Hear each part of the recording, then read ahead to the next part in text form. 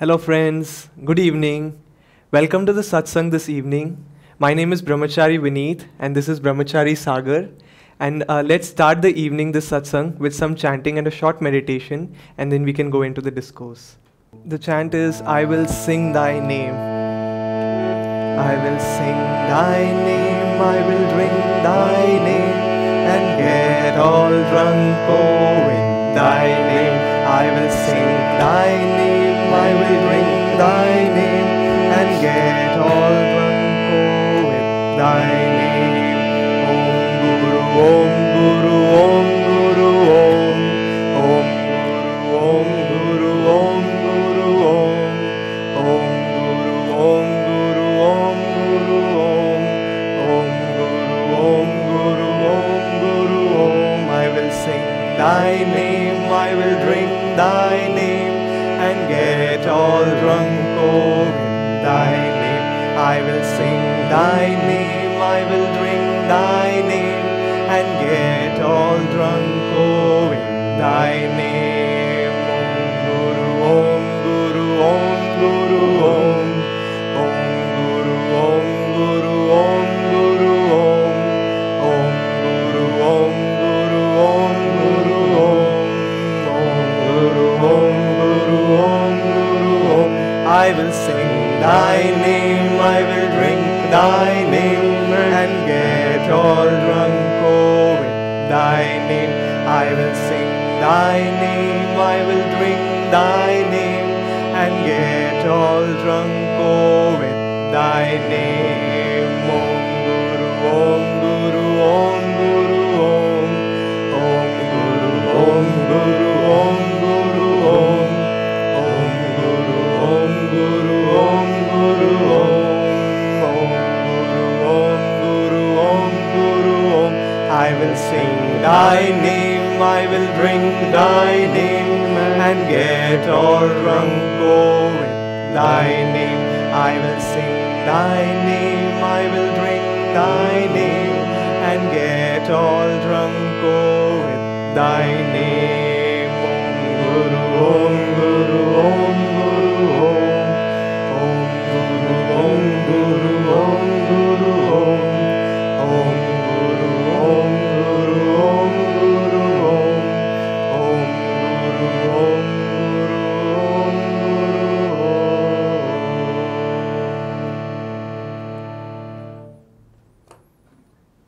Let's do a prayer. Let's pray. Heavenly Father, Divine Mother, Friend beloved God, Great Masters, Jesus Christ, Babaji Krishna, Lahiri Mahashaya, Swami Shri Yukteswar Ji, Paramhans Yogananda Ji, Saints of all religions, we humbly bow at thy feet. Divine Mother, guide our evening, guide our lives.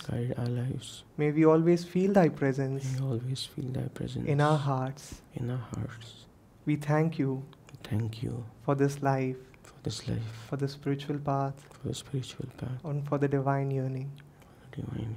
Om. The next one is a very simple chant. It is, so do thou, my Lord, so do thou, my Lord, thou and I never apart. Wave of the sea, dissolve in the sea. I am the bubble, make me the sea. Letting go all the tensions of the day and just focus on this chant. So do thou, my Lord, so do thou, my Lord, thou and I never apart, thou and I never apart. Wave of the sea, dissolve in the sea. Wave of the sea, dissolve in the sea. I am the bubble, make me the sea. I am the bubble, make me the sea. Make me the sea, oh, make me the sea. Make me the sea, oh, make me the sea.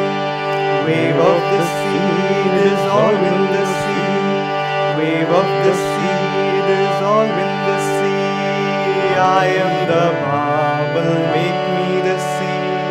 I am the bubble, make me the sea.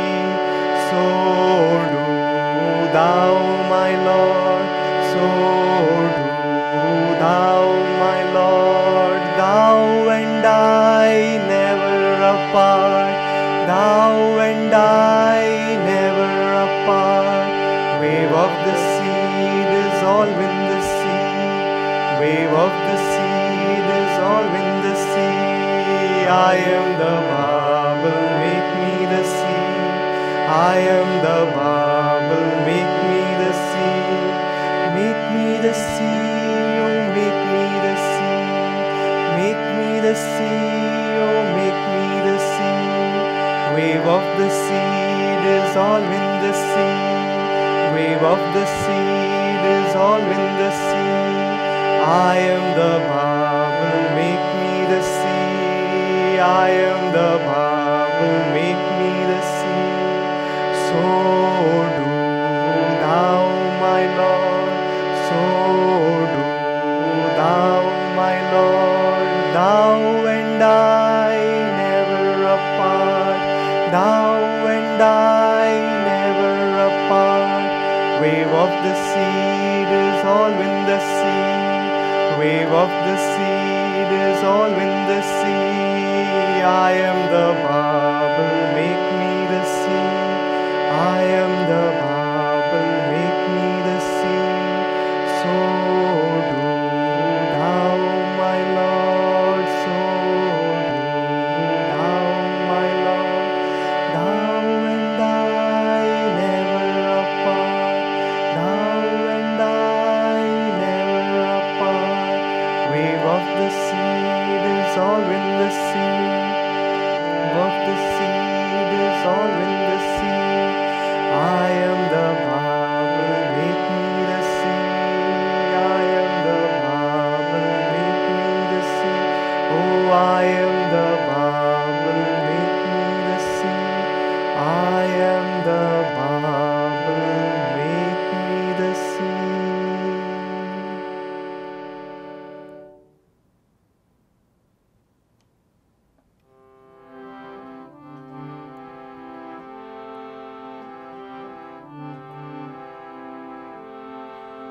Who is in my temple?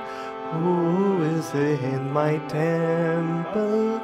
All the doors do open themselves, all the lights do light themselves, all the doors do open themselves, all the lights do light themselves. Darkness like a dark bird flies away, oh flies away. Darkness like a dark bird flies away, oh flies away. Who is in my temple? Who is in my temple? All the doors do open themselves, all the lights do light themselves, all the doors do open themselves, all the lights do light themselves. Darkness like a dark bird flies away, oh flies away. Darkness like a dark bird flies away, oh flies away. Who is in my temple? Who is in my temple? All the doors do open themselves, all the lights do light themselves, all the doors do open themselves, all the lights do light themselves. Darkness like a dark bird flies away, oh flies away. Darkness like a dark bird flies away, oh flies away. Who is in my temple? Who is in my temple? All the doors do open themselves, all the lights do light themselves, all the doors do open themselves, all the lights do light themselves. Darkness like a dark bird flies away, oh flies away. Darkness like a dark bird flies away, oh flies away. Who is in my temple? Who is in my temple? Who is in my temple? Who is in my temple?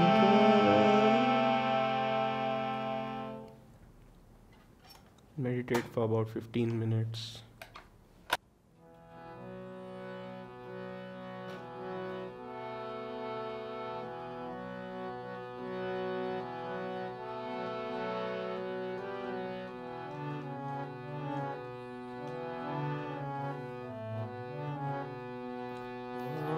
Lightning flash glimmers in thy face, mother. What lightning flash glimmers in thy face. Seeing thee I am thrilled through and through. Seeing thee I am thrilled through and through.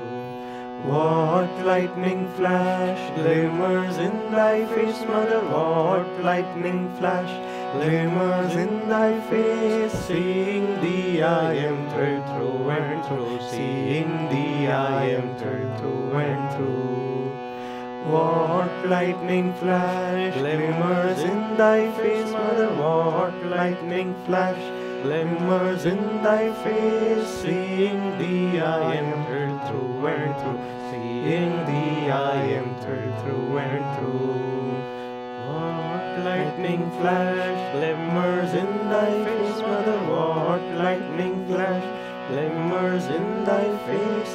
Seeing thee I am thrilled through and through. Seeing thee I am thrilled through and through.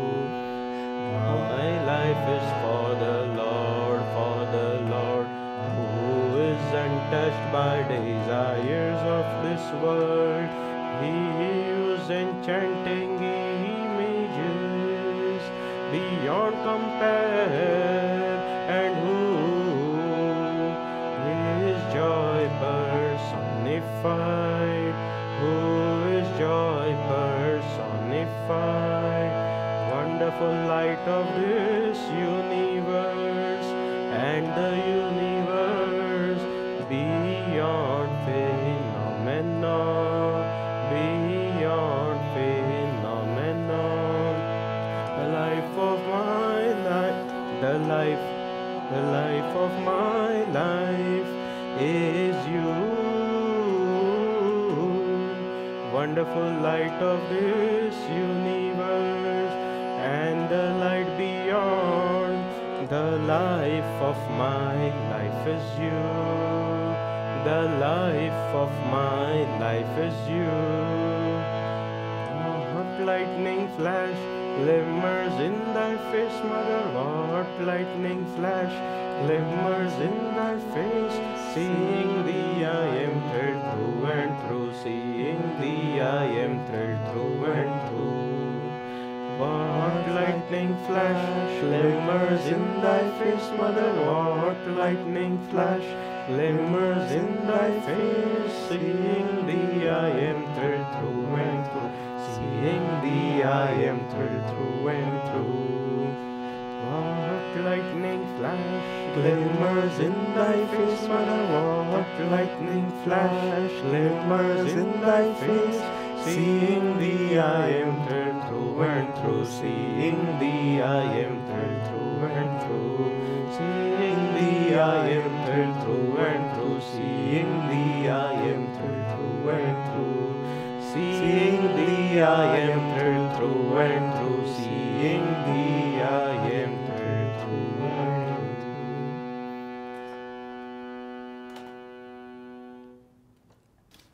So very good evening once more.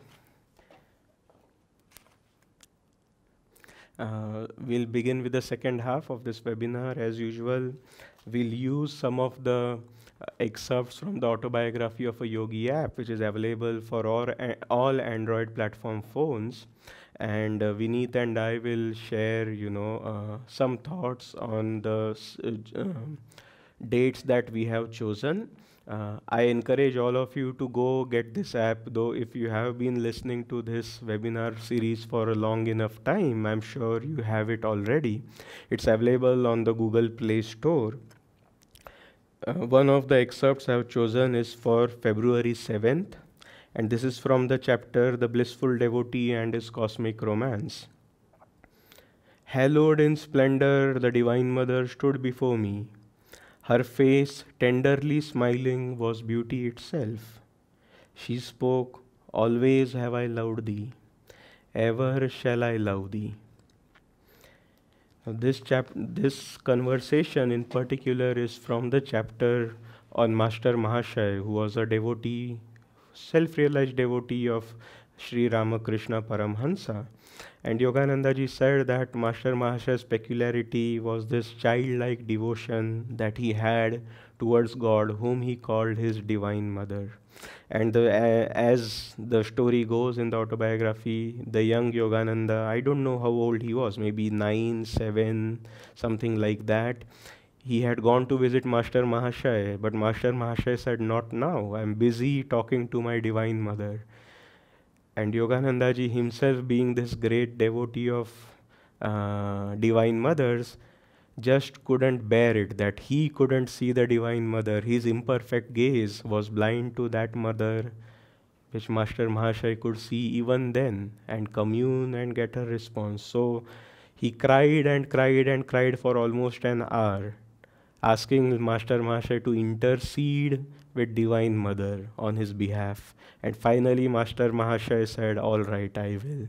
And so Yogananda ji ran back to his attic, which is still there if you go to Kolkata, to in his childhood house, and where he sat there for meditation, and he had this vision of Divine Mother. And 10 o'clock in the night, that same night, and these are the words Divine Mother said to him: "Always have I loved thee, ever shall I love thee." Now, friends, there are one or two things that can be mentioned about this whole happening. One thing, best thing to do if you want to see Divine Mother is, rather than approach her yourself, is to ask for the intercession of a saint. Isn't it true? Suppose you want to get a letter of approval from, let's say, the police commissioner for a public event you are hosting.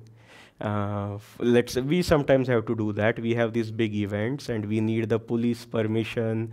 You don't just show up if you don't know the police commissioner and say, "Give me a letter of approval." The chance that you get to see the police commissioner or the CM or the PM or any VIP directly, if you do that, is very low. But if you can find somebody who knows that VIP well, and if you go tell him, "Can you intercede on my behalf?" then like that, he can arrange a meeting for the two of you. And this is why Yogananda ji often used to say, in deep meditation, first visualize the Guru and then pray to him, "Introduce me to God," because he is the person who has that direct connection with God. Now, of course, you have to make the request of the right person. If you go to somebody who himself hasn't found God and tell him, "Intercede with me, intercede with God on my behalf," he can't do much.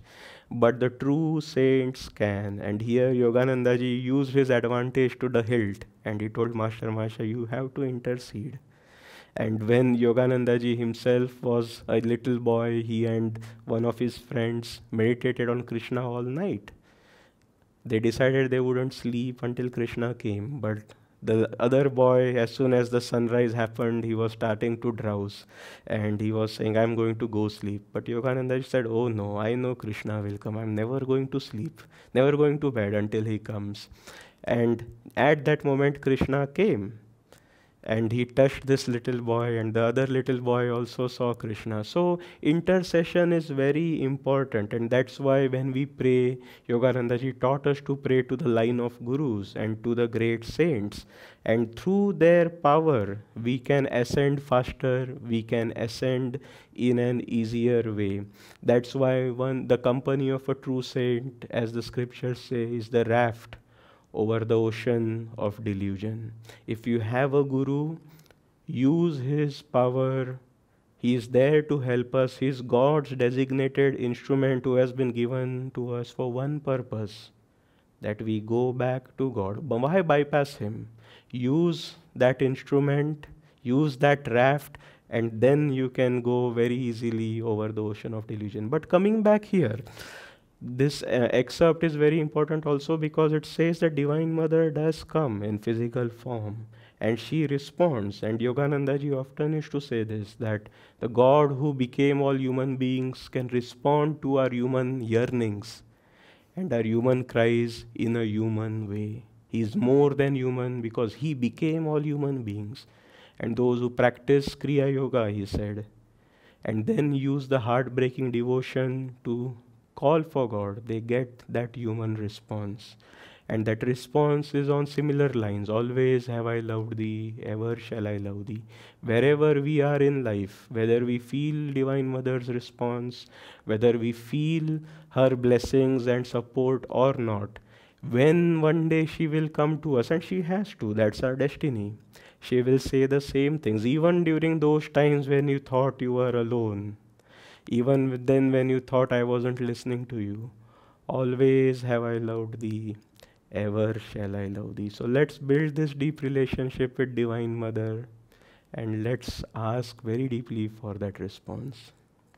So the quote which I have chosen, somehow it seems to be a continuation of what Sagar was sharing with us, and in with respect to a divine intercession, like how a public event, you go to you don't go to a VIP directly, you approach it through a person.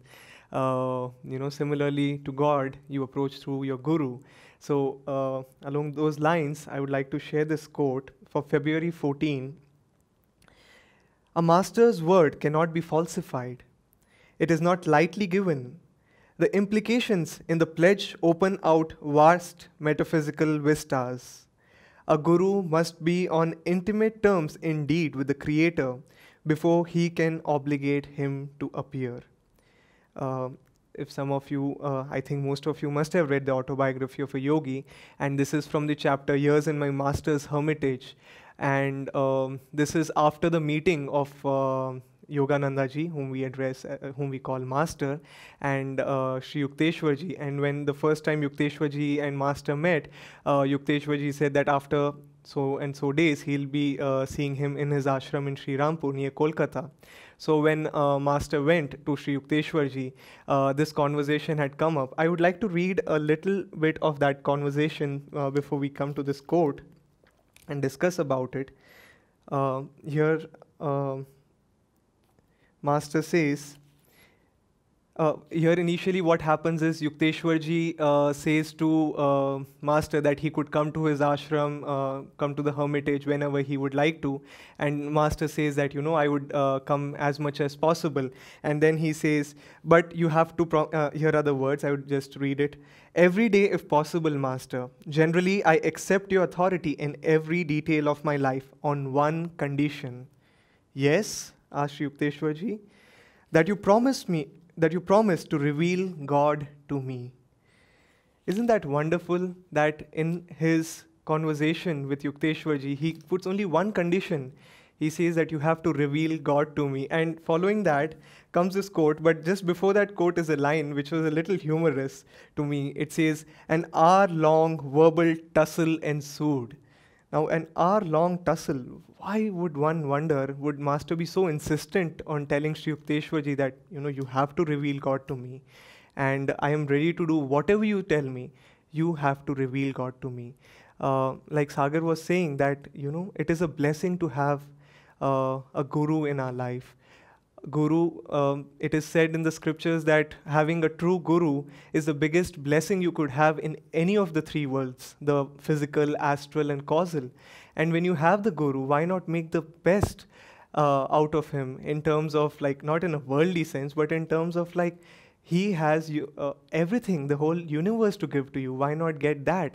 Sometimes I've caught myself praying to Master, praying to Swamiji in terms of little things, like, I just don't want to face this situation, if you could just help me with this situation. But well, if my prayers, it's good to pray to masters for anything and everything. That's true. But the highest prayer is, why not ask them to intercede on our behalf and just say, "Can you reveal God to me? Please reveal God to me."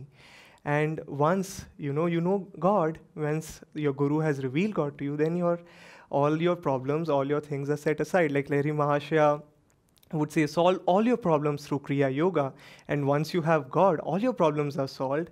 And then it's sometimes interesting to see life as if you were a saint. How would you view the same problem you have today? Like, I have this problem, and now you deal it now with your current level of consciousness. But if you just hold back a little and wait a second, if my destiny is to be a saint, which apparently is for all of us, then how would I view this very same problem? Would I be praying that, no, I don't want to deal with this, or like, whatever is God's will, I'm ready to do? So, and after this this conversation, finally, Sri Yukteswarji said, "You are of exacting disposition." Then Master's consent rang out with compassionate finality.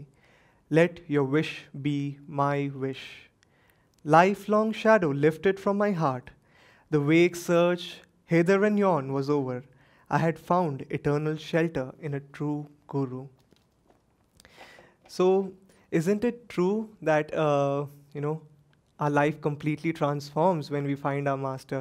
You hear stories from so many devotees, almost all the devotees, when they come on the spiritual path and they share, Master, help me in this way, Master, help me in that way. I was just praying to Master, can you please help me? And it just from out of nowhere, this help came to me. And that is how it is. If you can just, open yourself to the Guru, just say, introduce me to God. Help me to know God. Introduce me to God. And if that is the only prayer, like the highest prayer Master would say is, Lord, reveal thyself. I'm not getting the words exactly, but I'm paraphrasing that. Lord, reveal thyself to me so that or give me thyself so that I may share thee with all. So that once we have God's bliss, once we have His love, we can share His love with everyone. We can share His bliss with everyone. And that is when we can truly help people. Well, here's one more for the evening. This is again from the chapter with Master Mahashaya, February 8th. And Master Mahashaya tells Yogananda ji, "Isn't it true, little sir, that the beloved's name sounds sweet from all lips, ignorant or wise?" And again, the story is very simple. Yogananda ji is somewhere in Kolkata, and while standing on the road, he sees this big kirtan group, but there is no devotion as far as he can see in the way this kirtan is happening. It's just a shouting, and maybe people are just dancing around. Maybe there is not enough coherence in the various musical instruments.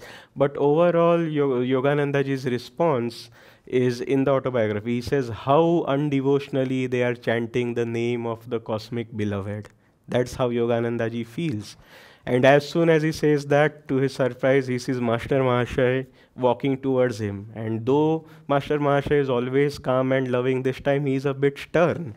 And when Master Mahashaya comes by, Yogananda ji runs to him. "Sir, how come you are here?" But Master Mahashaya bypasses that question and asks Yogananda this, "Isn't it true, little sir, that the beloved's name sounds sweet from all lips, ignorant or wise?" And Yogananda ji then makes the statement, he was implying that he wanted me to criticize no one. And this is how the saints are. In the autobiography, now this story, by the way, is one of the least remembered ones. If you ask anybody, what's your favorite story from the autobiography, hardly anybody will say this. But friends, in the autobiography, some stories are too awesome to make sense or be useful for us. Now, most people say, "Oh, I like when Babaji materialized the palace in the Himalayas." Or this person, he materialized 2 bodies. Or somebody resurrected. And this and that. But how much can we absorb from that story and apply in every day? Those stories are wonderful. They expand our vistas, saying these things are possible. But this story, so simple, is so much practical, So much something we can apply every day in our life. If we can do this, learn to criticize no one, learn to realize that everybody is playing Divine Mother's song. I mean, even the villain in a movie is playing the role of the director, isn't he? Otherwise, he would not be in the movie. As soon as Master said, God doesn't want somebody to play a part, God withdraws him, pulls him out of that movie screen by stopping the little beam in the heart. So let us assume that everybody who's on this planet is playing a role that God wants them to play. According to their karmas, those roles have been chosen. But it's not our place to criticize them, but rather let's see God's beauty everywhere. And so, Swami Kriyananda, when he wrote a song called Well Done, Lord, he said the last two lines of that song is, all life seems to leap like a dancer, when gazing I see only thee. And let's make our gaze faultless. Wherever we see, let's see the face of the Divine Mother. So the next quote is from Feb 13. This is from the chapter 2, Penniless Boys in Vrindavan. I would not put faith in passers-by rather than God. He can devise for his devotee 1,000 resources besides the begging bowl. So I would repeat this quote again.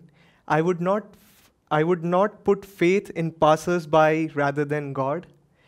He can devise for his devotee 1,000 resources besides the begging bowl. So if you have read this chapter, Master Yogananda ji meets his elder brother Ananda, and during this conversation, when he's meeting him, Ananta, his brother, asks him, "So you feel quite independent of your father's wealth?" And Master says, I know that I feel on my dependence on God, and Ananta says that it's all theory, and that if he were to really come out, like how would he survive? Like in essence, this is the story, and that he might end up having no resources, in a way one might say. And Master says that I would rather have my dependence on God than on passers-by, and it is so true that it is true that we have to be practical in life. We cannot say that I'm dependent on God, so I'll just not know a finger even. I'll just sit down and God will feed me. No, it doesn't work that way. But here, what Master is really trying to say, I think, is what is my thought about what he's trying to say is that, or one way to look at it is that he's saying that if a devotee's intention is pure, if he's really seeking anything with a good intention, that God will provide him that. Why will God not provide us anything which we really want, which we'll really earn for? That deepest yearning. Our soul cries for God. It's just that sometimes the ego makes us forget that, no, I need something else. I need that. I need this. But for a sincere desire, God always comes. There are so many stories sometimes Swamiji shares. Just to say one very innocent little story, that when Swamiji was with Master, he had come to the path, and one day he was just, it was nearing his birthday, and his parents were I don't remember the place, but he thought, oh, I should write to them about, getting Swiss chocolates. And he kept forgetting it because it was, so insignificant in a way that he kept forgetting to ask them for Swiss chocolates, but it was his favorite. And finally, when his birthday came, he just said, "Oh, Divine Mother, so how bad, I can't get I won't get Swiss chocolates for my birthday, or it would have been nice to have Swiss chocolates for my birthday." And then he just left that thought aside, thinking it was not very important. But guess what? On his birthday, someone gifted him Swiss chocolates, right in the place where he was living. Someone gifted him, not knowing it was his birthday, not knowing that he liked Swiss chocolates, just thinking, this person said, when I was passing the shop, I saw these and I thought you might like it, and just gifted it to Swamiji. Just a very sincere desire, and it was fulfilled. And on the other hand, there is also a contrast where Master shares that there were two boys who wanted to test who thought that they believed in God, and they went out into the jungle to test that God will come and intercede. And one boy knelt down in the nearby forest, and the other boy just took a sword and just slit his neck, and thinking that God will come and help them and not, let the other person die. But God is not he addresses sincere desires, and if you're just mocking around, playing around, he wouldn't. And so in that case, if you just sit around and say God will take care, no, he will not take care. You have to put the effort. Like Swamiji used to say, if you want to be lucky, you have to find luck half the way. So it is not that, if you want to find God, you just sit down. In fact, a devotee's life is much more, it requires much more effort, much more intensity, much more much more strength than even a normal life, which you could say that a normal regular job might take. Not to say one thing is better than the other. Everything, when it is done with the consciousness of God, is really, really high. But when you are a devotee, when you are a disciple of a master, he asks for you. He doesn't say, okay, fine, now you are a disciple, I am going to move your tests away. He will test you.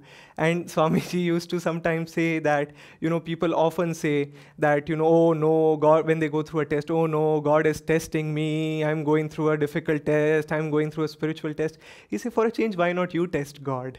You tell God, this is in your hands, you have to take care of it.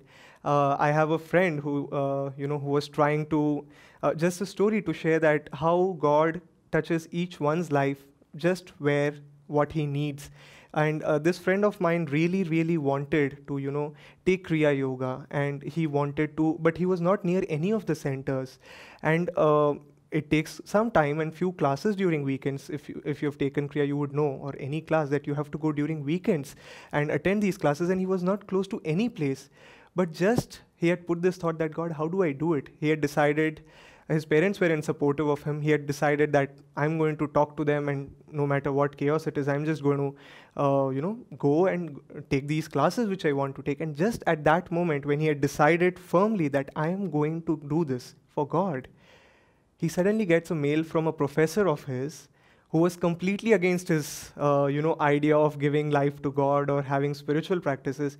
He said to him, I want you to take a course in this place where the center was, which happens over 8 weekends, which was when his classes happened. This course costs 30,000, and I want you to take it for free. You basically have to pay nothing, and you just come for 8 weekends. So this disciple, having set his resolve firmly on God, said, and he didn't have to really rely on passers-by. He didn't write looking for a professor or looking for this. He just said, I want to do this for you, God. I want to do this. And just from somewhere, Master just played his magical hand, and there he was. And similarly, here Master shares that, I will not put my faith on passers-by. Why should we put faith on passers-by? We might feel security, in having a big bank account or an insurance, but how secure are they really? We really find our real security is only in God. Otherwise, we are all insecure. Master would sometimes say that, you don't know what a terrible cataclysm is coming. And he would add that no corner of this earth would be safe. So which corner of the earth would really be safe? I think this corner would be safe, this central part of our devotion to God, our love for God. And if you love God, he will protect you, he will take care of you. And why would he not? After all, you're his child. Well, I think the one I've chosen is sort of along the same lines as Vineet was speaking, because it's from that chapter, Two Penniless Boys in Vrindavan. This is the 12th of Feb, and you haven't chosen 12th of Feb, right? Okay. So, Ananta, who's Yoganandaji's elder brother, says to Yogananda, money first, God can come later. Who knows, life may be too long. And Yogananda says, God first, money is his slave. Who can tell, life may be too short.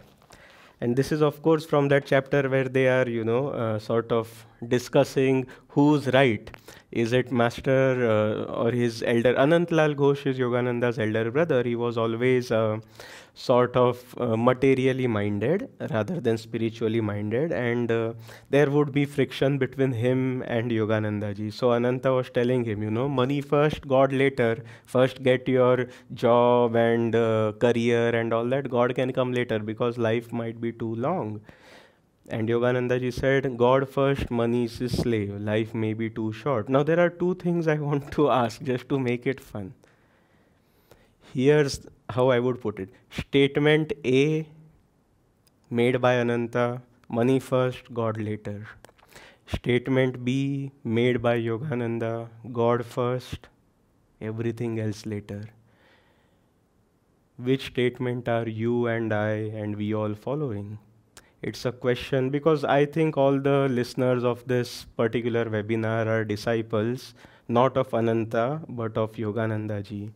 And perhaps some of you might realize, oh, but in my life, I'm putting money first and God later, Even if you give God second place, that's later.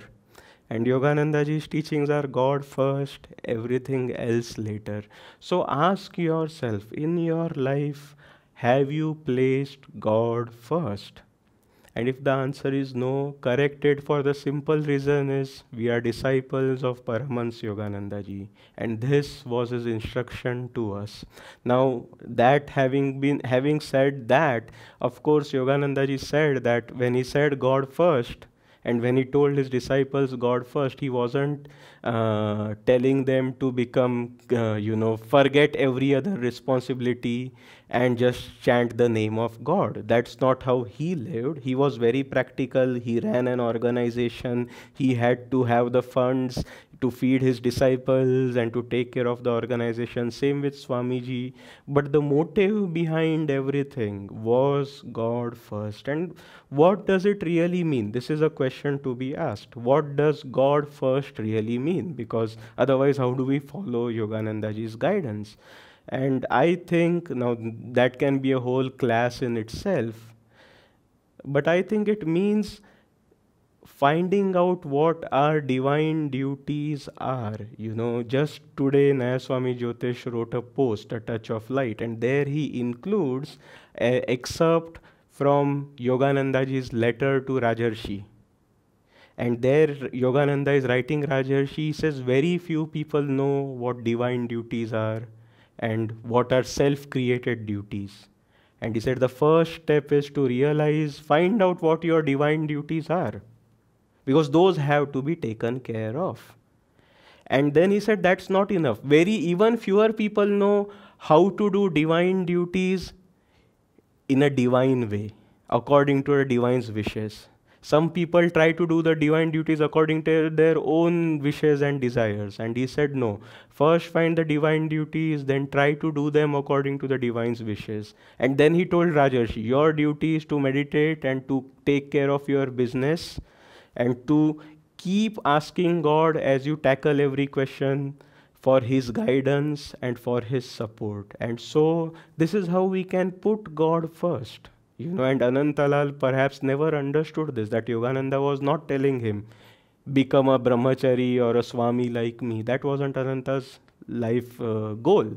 But Yogananda ji was telling him, find out, as he's telling us, find out your divine duties and then use the teachings of the Guru to fulfill them according to the wishes of the divine. And sometimes, if all the other desires come up, let's remember this, as one of our acharyas, Naya Swami Jayaji, when he came to this path, he said he went to the altar, I don't know when, but pretty early on the path, and he said, this one life I give to you. I don't know about the future lives and all that because I don't have a control over it. But this one life I give to you.